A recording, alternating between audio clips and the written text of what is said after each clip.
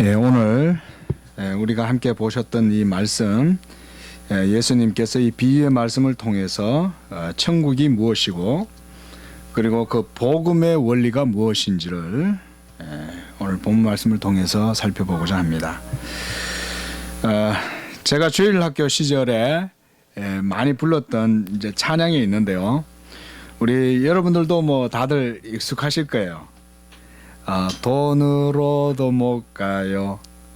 이 노래 아시죠? 예. 거기 보면 이런 얘기가 있습니다. 돈으로도 못 가요. 하나님 나라. 벼슬로도 못 가요. 어여뻐도 못 가요. 힘으로도 못 가고 지식으로도 마음 착해도 못 가요. 예. 이 어린이 찬송가 가사입니다.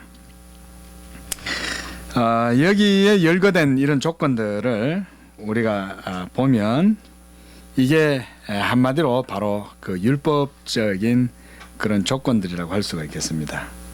그리고 이런 어떤 가치, 조건들 이런 것은 세상의 행위와 그리고 가치의 그런 기준들이라고 할 수가 있겠죠. 그런 것으로는 한마디로 하나님 나라에 갈 수 없다는 것입니다. 그렇다면 천국의 기준, 그 조건은 무엇일까요? 그 찬송 가사 속에 있죠. 답이 뭐예요? 믿음으로 가는 나라, 하나님 나라야. 믿음으로 가는 나라. 상당히 굉장히 복음적이죠, 그렇죠? 사람의 행위로는 천국에 갈 수 없습니다, 얘기예요. 믿음으로 천국에 갑니다, 그 얘기입니다. 오늘 주님은 포도원 주인이 이 품꾼들을 불러서 포도밭에서 일을 시키는, 그래서 일한 자들에게 한 데나리온의 이 품삯을 주는 이 비유를 통해 가지고 천국에 대해서 말씀해 주고 계세요. 우리가 일단 천국이다 이러면 뭐 동서고금을 막론하고요. 일단 천국이라고 하는 이 말은 우리가 살아가고 있는 이 현 세상과는 다른 어떤 저 피안의 세계, 이런 것을 우리가 이제 생각하게 됩니다. 뭐 틀린 것은 아니죠, 맞습니다. 세상을 살다 보면 누구라도 힘겨운 일을 겪게 되고 또 슬프고 고통스럽고 때로는 억울하고 한스러운 삶과 그런 사건들을 겪게 될 때가 있습니다. 그런 때면 사람은 이 자신의 삶과 상황을 부정하게 됩니다. 힘드니까. 그리고 그것과 정반대의 그런 세계라든가 그리고 그런 상황에 대해서 자신에 대해서 상상을 하고 그것에 대해서 소망하면서 살아가기도 합니다. 사실은 정말 허무한 헛된 소망이지만 그거라도 품고 살지 않으면 세상 살기가 어려운 거예요. 바로 그러할 때 바로 연상이 되는 것이 바로 사람들은 이 천국이라는 것을 생각하기도 합니다. 천국. 제가 어릴 적에 저희 친척집에 놀러를 자주 갔는데 가면 그 벽면에 예수 믿는 집안이어서 그런지 벽에 가면 이 기독교 그림이 많아요. 기독교적인 그런 그림들이. 근데 한 가지 인상적인 그림이 하나 있는데요. 이게 뭐냐면 천국에 대한 그림이에요. 천국을 상상한 그림인데 재미있는 게 제가 그 아직까지 못 잊는 게 뭐냐면 거기에 그려져 있는 천국은 이런 천국이에요. 먹을 게 풍성해요. 그리고 막 강가에 사람들이 모여 앉아가지고 막 얘기도 하고 발을 물에 담그고 도란도란 앉아서 얘기도 하고 놀고 재미있게 지내는데 배가 고프면요. 막 가가지고 억지로 막 밥을 해먹을 필요가 없어요. 왜냐면 길거리에 막 돼지들이 통돼지가 막 이렇게 막 지나가요. 그 통돼지 등에 나이프와 포크가 딱 꼽혀 있어요. 그래가지고 그냥 누구든지 배고프면 지나가는 돼지에 막 잘라고 먹으면 돼요. 별로 재미없으신갑네. 근데 어린 제한테는 그게 아주 그럴듯했어요. 그때는. 왜냐면 제가 어릴 적에는 그래도 요즘은 물자나 재화들이 넘쳐나고 뭐 먹을 음식도 뭐 워낙 뭐 넘쳐나잖아요. 거의 뭐 가공식품까지 합치면 뭐 말도 못하죠. 막 썩혀서 막 버릴 정도니까 요즘은. 그래도 저는 시골에서 살아가지고요. 저도 386 완전 말입니다. 69년생이라서. 예. 근데 제 시골에서는 그래도 닭을 1년에 한 2번 정도 먹나 이렇습니다. 닭 정도는. 그래도 그 정도 잘 먹은 거예요. 닭. 예. 그러니까 여러분 생각해 보세요. 이 닭을 1년에 한 2번 정도 겨우 그렇게 먹을 정도면 천국 가면 마음껏 먹겠다는 생각하지 않겠습니까? 그렇죠? 그러니까 그런 돼지에다가 나이프 포크 이렇게 뭐 끼워져 있는 거 그런 그림 상상하는 것도 제가 볼 땐 그런 무리는 아닌 것 같아요. 근데 문제는 뭐냐면 우리가 그렇게 상상하는 그런 천국이 사람들이 상상하는 그런 천국이 과연 실제 하는 천국이냐? 그건 아니라는 것이죠. 예. 그저 자신의 상황이 힘드니 그런 상황을 어떻게 하든지 한번 벗어나 보고자 하는 그런 자기 스스로를 위안하는 그런 정도의 뭐 소망으로 삼고 하는 그런 정도의 상상이지 그건 실제는 아니죠. 진짜 천국의 모습은 어떤 것일까? 진짜 천국의 모습. 성경에서 천국에 대한 이미지가 나타나는데요. 특히 천국에는 성경에서는 여러 가지 표현들이 많습니다. 그런 성경적인 천국에 대한 이미지 이런 것들을 우리가 좀 유의 깊게 한 번씩 보는 것도 좋을 것이라 생각이 됩니다. 말씀해 보니까 천국에는 어두움이 없다 그러고요. 그리고 하나님의 영광의 빛과 생명과 의로 가득하고 또한 거기에는 죽음이 없고 그리고 눈물이 없는 곳이다 이렇게 말씀합니다. 또한 먹을거리도 풍족하고 항상 생명나무 실과가 넘쳐난다고 말씀하고요. 또한 거기에는 하늘의 천사들과 같이 우리 구원받은 성도들이 날마다 하나님 아버지의 영광과 그 빛을 보면서 세세무궁토록 하나님을 찬양하고 그분을 아는 그런 지식에 영원한 즐거움과 충만한 기쁨으로 살아간다 이렇습니다. 생이 충만한 것이 천국이죠. 뭐 별그대처럼 뭐 한 400년 오래 살고 뭐 이 정도는 아무것도 아닌 거죠. 예. 뭐 결혼하고 장가가고 하는 것도 없습니다. 거기 가면 하나님의 영광을 즐거워하고 하나님과의 생명과 사랑의 교제 가운데 영원한 생의 의미가 충만한 것이 바로 천국이에요. 예. 그렇게 조금 비교를 해보면 우리가 살아가고 있는 심지어 우리가 이 세상에서 이 성도로서 살아가는 이 세상에서의 신앙의 삶과 비교해봐도 차이가 크죠.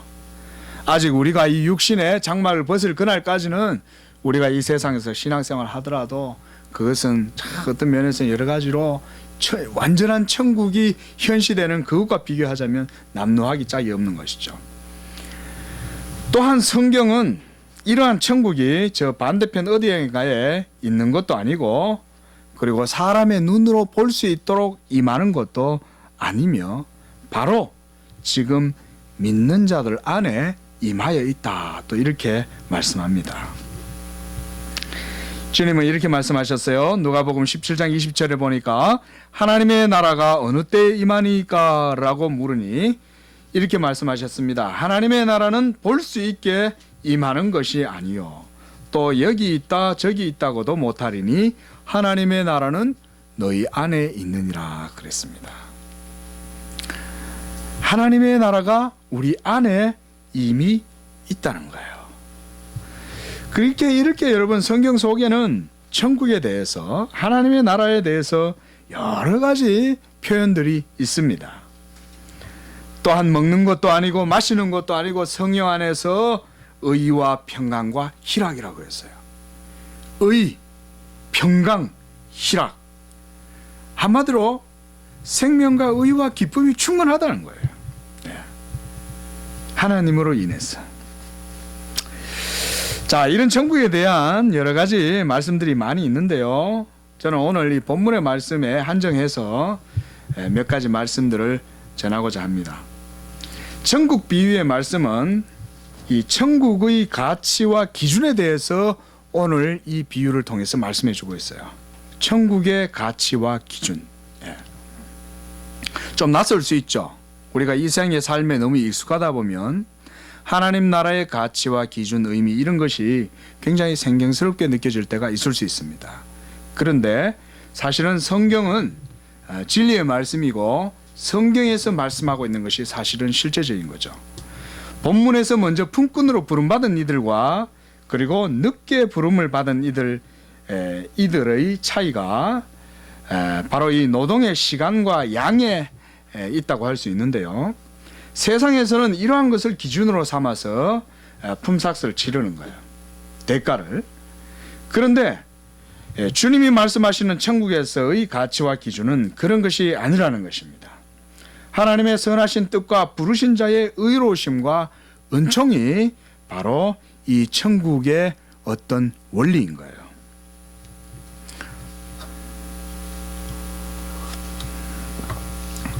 그런데 오늘 본문 말씀에 보니까 먼저 부름을 받은 일꾼들의 불만이 나타나요. 그들의 불만을 살펴보면 우리가 그렇게 공감하지 못할 것이 없습니다. 자, 그의 얘기는 이거예요. 나는 가장 먼저 부름을 받았고 아침 일찍부터 종일토록 일을 했고, 그러니 나보다 뒤늦게 일한 이 사람들보다 내가 당연히 품삯을 더 많이 받을 것이다. 이런 그의 주장 여러분 어떻게 생각하십니까? 우리는 충분히 이해할 수 있죠, 그죠? 자, 그러나 본문에서 비유에서 주님은 그것이 그렇지 않다고 말씀합니다. 일명 그의 주장이 틀리지 않아 보이지만, 그러나 문제는 뭐냐면 이것은 단지 세상적인 관점과 가치의 기준으로 볼 때는 그러하다는 거예요. 세상에서는 공짜가 없죠. 1시간 더 했으면 1시간 시급을 더 받는 것이 당연한 것입니다. 그런데 오늘 이 비유의 말씀은 천국의 비유예요. 천국의 원리와 가치와 기준은 세상의 것과는 다르다는 것입니다. 먼저 천국에서의 관점과 기준은 그 중심이 바로 하나님 자신에게 있다는 거예요. 우리가 오늘 본문 말씀을 통해서 볼 수 있는 것들은 그런 것입니다. 세상의 가치와 기준은 바로 자기 자신이죠. 내 자신의 행위죠. 내가 얼마나 노력하고 내가 얼마나 거기에 투입을 했느냐에 따라서 내가 더 할당을 받고, 이것이 세상이지만 하나님 나라는 그렇지 않다는 것입니다. 여러분, 우리가 하나님 나라의 원리를 좀 배울 필요가 있겠죠. 본문에서 포도원 주인은 바로 사람을 부르시는 하나님이십니다. 세상의 모든 일을 하나님께서는 홀로 주관하시고 섭리하고 계시고, 그리고 무엇이든지 하나님의 선하신 뜻 가운데서 이루어 가시는 것입니다. 그 가운데 하나님께서 사람을 불러서 사용하시는 거예요. 하나님께서. 여러분, 실제로 하나님은 모든 일들을 다 그렇게 하십니다.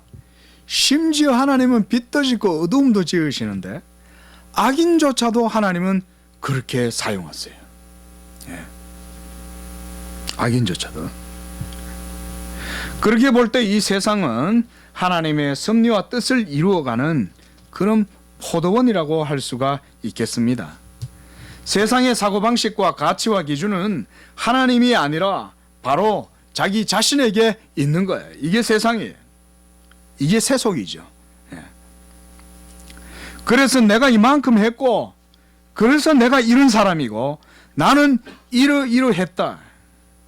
다른 사람과 그래서 내 자신을 비교하는 것이 합당하고, 그래서 나는 너와 다르고, 너보다는 낫고, 그리고 질적인 차이에 따라서 내가 더 많이 대접받고, 그리고 이렇게 해서 서로 구별하는 거, 이게 바로 세상의 나라죠.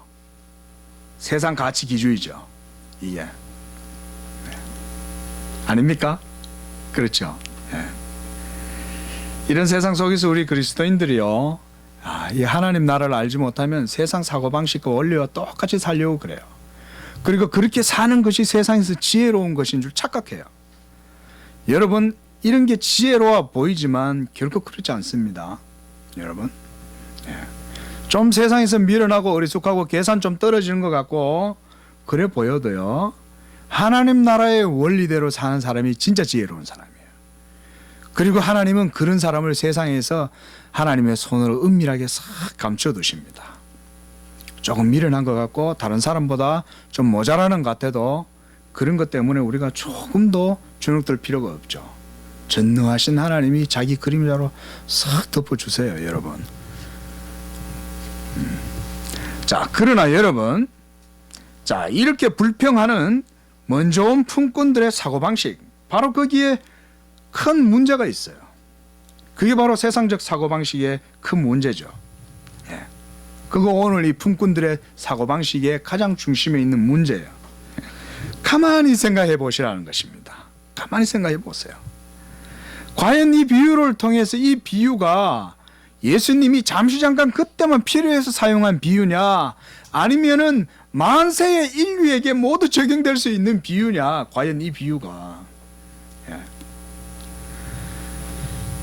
자, 여러분, 여기서 뭐가 문제일까요? 이 품꾼들의 문제를 이 비유에서 지적하는 것은 바로 이런 거예요. 그 가장 중요한 문제는 하나님께 대한 감사가 없다는 거예요. 자신들의 삶과 존재의 기반이며 그리고 생의 본질이 되시는 하나님을 인정치 않고, 이스라엘 백성들처럼 자기들의 뿌리요 근원이 되는 하나님을 인정치 않는 것과 마찬가지로 세상이 사람이 자신이 중심이 되어서 모든 것을 구별하고 판단하고 그래서 다른 사람과 차이와 기준으로 삼아서 자신을 높이는 거예요. 벌써 품꾼들 간에도 차이가 생겼죠. 나는 먼저 왔어. 그리고 쟤네들은 나보다 늦게 왔어요. 벌써 거기에도 이런 구별과 차이가 생기는 거예요. 그 얘기는 먼저 온 품꾼들이 자기들의 행위가 더 많으니 그걸 벌써 내세우는 것이죠. 예. 자, 우리의 생도 마찬가지라는 것입니다. 하나님의 포도원에서 모든 인류가 다 부름을 받았다면 그 모든 사람들은 그 포도원의 주인 되신 하나님의 기준에 맞추어야 할 것인데 다 자기의 기준으로 맞추어서 살아간다는 거예요. 그리고 그 기준으로 다 판단하고 자르고 정죄하고 그리고 자기는 정죄하지 않고 자기는 잘났다고 생각하는 거죠. 정작 생명과 호흡과 하루하루를 살아갈 수 있는 그 생기를 주신 하나님, 심지어 영혼조차 하나님께서 주셨는데도 불구하고 그 하나님을 찬양하거나 감사하거나 그분께 합당한 영광을 돌리지 않는다는 거예요. 사람들은 이러한 말을 하면요, 여러 가지 변명이나 핑계가 많아요. 뭐 하나님께서 보이지 않는데 하나님께 무엇을 드려야 하고 또 무슨 감사를 어떻게 해야 하느냐. 하나님 보이지도 않는데 내가 뭐 돈을 드려야 되냐, 뭐 어떻게 해야 되냐 하는 방법도 내가 모르겠다. 과연 그럴까? 성경은 그렇게 얘기하지 않습니다. 우리가 할 일은 오직 하나님을 믿고 그분께 합당한 의와 영광을 돌려드리는 일이에요. 이것이 어려운 일이 아니죠. 로마서 말씀에도 저희가 핑계치 못한다 그랬거든요. 도리어 그들은 금수와 버러지의 형상을 하나님 창조주를 그렇게 격화시켜 버리는 것이죠. 조금만 더 얘기해 볼까요? 자, 여러분, 우리의 감사의 조건을 한번 생각해 보자는 것이죠. 우리가 살아가는 이런 생물학적인 삶이 가능하게 하는 그런 유지 조건들 한번 생각해 보셨습니까? 예수 믿는 사람들도 좀, 예수 믿는 성도들도 좀 생각해 보셔야 돼요, 여러분. 하루하루 우리가 삶을 하루하루 삶 살기가 바빠서 사실은 생각하기 어렵다는 건 다 이해가 되지만 한 번씩 여러분, 우리 목사님도 저번에 한번 그런 말씀 하셨는데 한 번씩 산이나 들이나 자연으로 한번 나가세요. 한 번씩은요. 한 달에 제 생각에는 한 달에 한 2번 정도는 야외에 한 번씩 이렇게 쌩 메고 한번 나가시는 게 괜찮은 것 같아요. 예. 여러분 보세요. 우리가 살아가고 있는 이런 삶의 모든 힘, 열정, 의지, 심지어 감정조차도 여러분 모두가 다 하나님의 이 은총 덕분에 우리가 살아가는 거예요. 보이지 않는 공기, 지구에 중력이 없다면 발을 딛고 우리는 삶 자체를 살아갈 수가 없죠. 예. 자전과 공전이 없다면 낮과 밤이 없을 것이고 사시사철이 없을 거예요. 사시사철이 없다면 고식을 심을 수도 없고 키울 수도 없고 거둘 수도 없을 거예요. 그리고 하늘의 태양은 어때요? 하늘의 태양이 우리에게 주는, 인류에게 주는 이것은 값으로 환산할 수가 없는 것이죠. 물은 어떻습니까? 오늘도 목이 얼마나 마른지. 물이 너무 중요하죠. 심지어 태풍도, 심지어 겨울에 얼음조차도, 얼음 없으면 컬링 대회 같은 거, 동계올림픽은 또 어떻게 합니까? 그죠? 얼음이 있으니 동계올림픽도 하잖아요. 그런 거 한 번도 감사 안 하죠. 하나님이 창조하신 모든 세계의 것을 우리는 다 받아 누려먹고 살면서 하나님이 불러가지고 거기서 살게 해놨는데 막상 딱 계산할 때는 전부 다 나는 이만큼 받아야 된다고 다 주장하는 것이죠. 하나님께 하나도 감사하지 않는 것이죠. 우리 예수 믿는 분들은 어떻습니까? 항상 감사할 수 있기를 바랍니다. 건강 주셨다면 감사하세요. 내게 어떤 기회를 주셨다면 감사하십시오. 내게 주어진 상황과 그 어떤 것이라도 하나님께 감사하지 않을 것이 없어요. 그리고 감사할 뿐만 아니라 기뻐하고 찬양하는 거예요. 기쁨으로 살아가는 거예요. 기쁨으로 살아갈 수 있기를 바랍니다. 하나님이 우리를 다 그렇게 불러주신 거예요. 저는 일찍 부름받은 품꾼의 문제가 바로 이러한 자가 당착적 사고방식이라는 거예요. 자기 모순에 빠져 있다는 거예요. 그의 문제는 자기 중심이며 자신의 행위의 가치와 기준으로 부르신 자의 섭리와 선하신 뜻보다 자신을 우선시했다는 거예요. 이것이야말로 자가당착이라 할 수 있겠죠. 하나님의 생각과 뜻과 전혀 상관없이 자기가 생각하고 있는 거죠. 우리 인생들도 다 사실 마찬가지죠. 그런 착각 속에 살아가죠. 자기가 주인인 양. 분명히 포도원 주인은요, 이 품꾼 아침 일찍 나가서 그들에게 딱 데려올 때 약속을 했어요. 자, 당신이 오늘 우리 포도원에 와서 일을 하면 내가 하루치 한 데나리온을 당신에게 약속하겠소. 일하시오. 분명히 그렇게 말씀하셨어요. 오늘 한번 보십시오. 2절 말씀해 보니까 그가 한 데나리온씩 품꾼들과 약속했다 그랬습니다.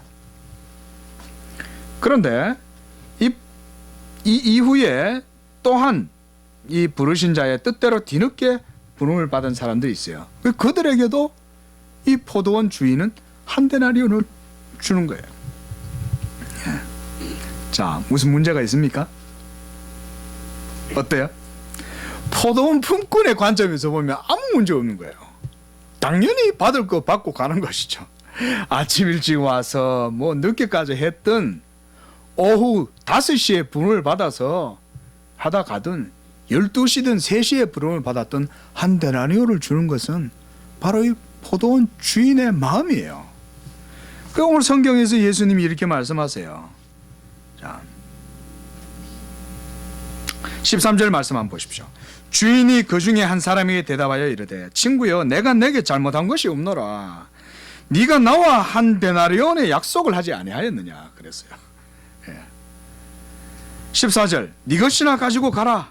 나중에 온 이 사람에게 너와 같이 주는 것이 내 뜻이다. 여러분, 우리가 세상 살다가 좀 억울한 것 같고 좀 이게 뭔가 불평하고 부담스러운 게 그런 게 있는 것 같으면요, 하나님을 먼저 바라보십시오. 그러면 쉽게 마음 정리가 됩니다. 하나님께서 그렇게 하셨다면, 그렇다면 우리가 마음 정리를 쉽게 할 수 있겠죠. 이것이 바로 하나님을 믿지 않는 자들의 자기중심적 논리예요. 그래서 그들이 원망하는 거예요. 하나님을 원망하는 거예요. 품꾼, 포도밭 주인을 원망하는 거예요.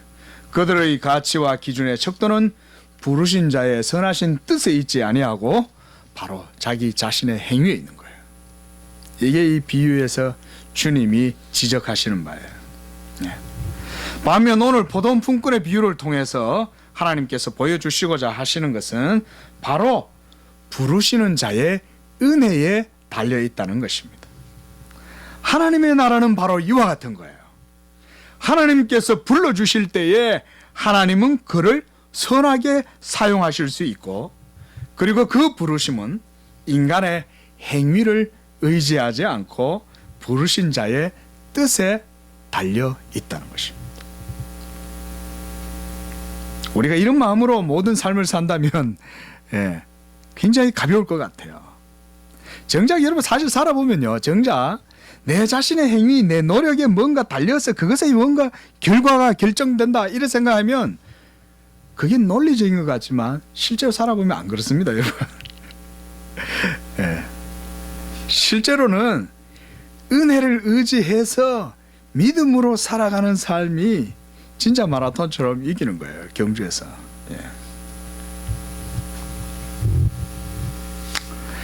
여러분, 하나님께서 우리를 믿음의 사람으로 불러주셨다는 사실을 늘 기억하시기를 바랍니다. 또한 그 사실을 늘 감사해야 됩니다. 세상 사람들이 자신의 삶을 살면서도 정작 삶을 주신 하나님께 감사하지 않는 것과 마찬가지로 믿는 사람이라 하면서 정작 은혜와 구원의 의와 능력과 생명을 주신 하나님께 우리가 감사하지 않는다면 그것과 다를 바 없는 일이고, 은혜를 망각하는 죄는 사실 더한 가중처벌을 받는 것이죠. 더 큰 죄죠. 그런 측면에서 오늘 비유를 볼 때에 저는 세 가지 정도의 이 비유에서 세 가지 측면을 좀 생각해 볼 수 있겠다 싶습니다. 1차적으로는 넓은 측면으로 생각하면 여기에서 일찍 온 품꾼과 나중에 정오 이후에 늦게 부름을 받은 이 일꾼들은 이 유대인과 이방인의 비유가 되지 않겠는가 생각이 됩니다. 두 번째로 좁게는, 그 다음 좁은 의미로는 먼저 앞쪽에 부름받은 사람은 먼저 믿은 사람, 뒤쪽에 부름받은 사람은 나중에 믿은 사람. 그 앞에 믿은 사람은 모태신앙인가요? 뒤에 믿은 사람은 나중에 천국 가면 개털 모자 받는 사람들인가요? 이 이상한 속설들이 있죠. 전부 비성경적인 거죠. 모태 신앙도 은혜고 뒤에 늦게 부름받은 신앙도 다 은혜죠. 그리고 그 차이 때문에 개털 모자 이런 것도 있는 것도 아니죠. 개털 모자 없습니다. 천국 가 개털 모자 하려면 그것도 동물 보호 단체에서 또 얼마 야단 나겠어요. 또 개 가죽을 갖다 또 써야 되니까. 그런 게 아닙니다. 오늘 목이 많이 마르네요. 자, 세 번째로는요, 좀 더 적극적으로 제가 볼 때 교리적인 측면에서 본문을 좀 해석해 봤어요. 전자, 즉 먼저 부름을 받은 품꾼들의 이러한 자세, 이건 행위를 강조하는 행위죠. 그 다음에 후자들은 행위를 자랑할 게 없죠. 별로 한 것도 없는데 5시에 부름 받아갖고 6시에 퇴근하는데 여러분 뭐 한 데나리온 받는 거를 자랑하겠어요. 그래서 이걸 이제 행위와 믿음이라는 이러한 측면, 이 세 가지 정도 측면을 살펴보려고 그래요. 이런 정도 생각할 수 있다는 것입니다. 유대인과 이방인의 차이도, 그리고 먼저 믿은 자와 나중에 믿은 자의 차이, 결국은 그 중심에는 이 행위와 믿음이라고 하는 이런 교리적인 공통의 문제가 있다는 거예요. 자, 오늘 본문 말씀 보면 내 것을 가지고 내 뜻대로 할 것이 아니냐. 포도원 주인이 이렇게 말씀하십니다. 내 것을 가지고 내 뜻대로 할 것이 아니냐는 거예요. 여러분, 하나님은 항상 모든 일을 하실 때 스스로 행하시고 모든 일들을 스스로 이루어 가시는 분입니다. 이것을 일컬어 우리는 하나님의 주권이라고 말씀합니다. 창조와 타락과 구속의 모든 과정은 하나님의 포도원에서 이루어지는 일들입니다. 그곳에서 하나님은 자신의 의로우신 뜻으로 인하여 모든 일들을 합당하게 이루시는데, 인간은 거기에서 품꾼으로 부름을 받았어요. 그런데 인간은 자신의 행위와 수고에 늘 관심을 가져요. 이것이 문제예요. 이것이. 그래서 하나님을 원망하고 도리어 불러주신 은혜에 감사하지 않는 것이죠. 자신이 한 만큼 대가를 받았으면 이거는 감사할 게 없죠. 대가를 받았으니 그게 은혜가 아닌 것입니다.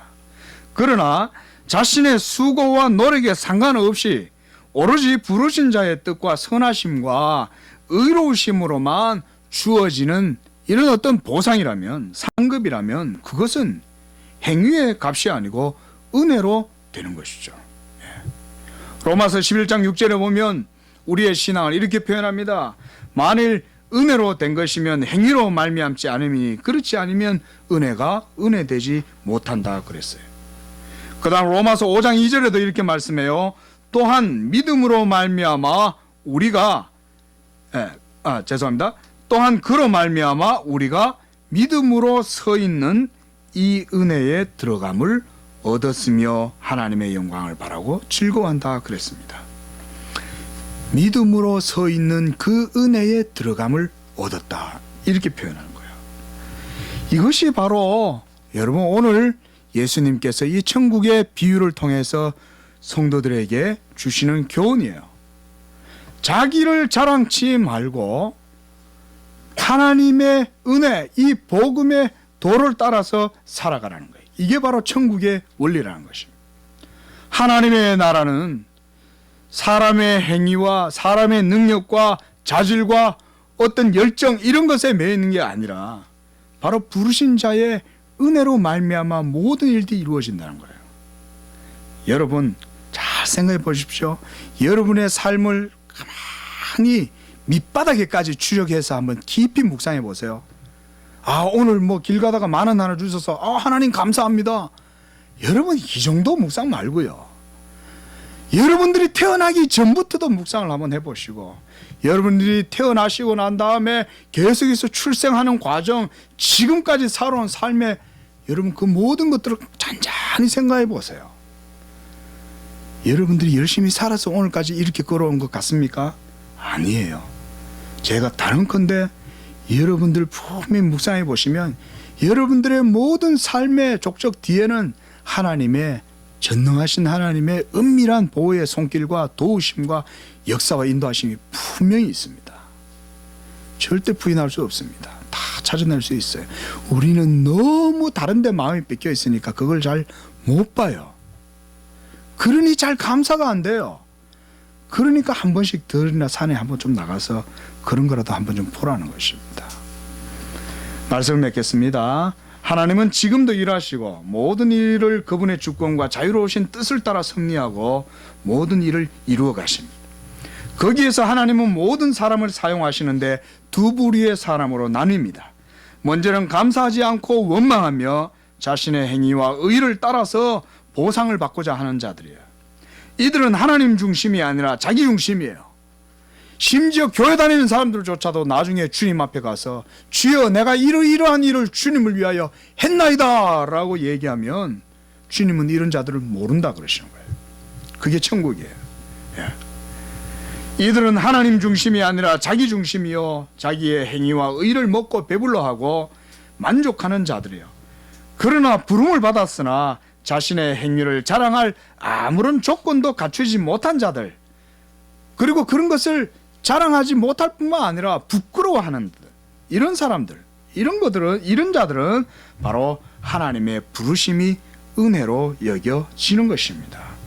오늘 본문의 비유를 통해서 주님은 바로 하나님의 나라가 믿음으로 서 있는 그 은혜에 들어가는 것임을 가르쳐주고 계시는 거예요.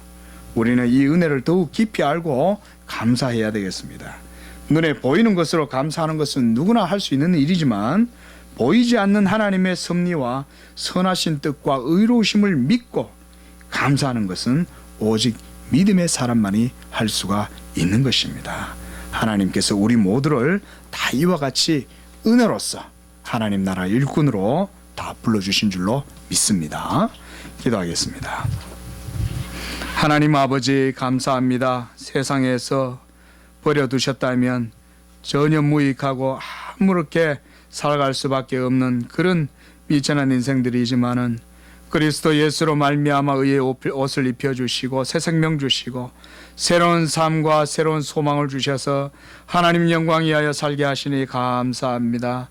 오늘 하나님 아버지 먼저 부름받은 일꾼과 후에 부름받은 일꾼들이 있었지만 하나님 우리 모두는 다 은혜로 부르심을 받은 자들임을 기억하게 하시고 늘 그것으로 말미암아 감사할 수 있는 그런 우리의 신앙들이 다 되도록 인도해 주시옵소서. 예수님의 이름으로 기도합니다. 아멘.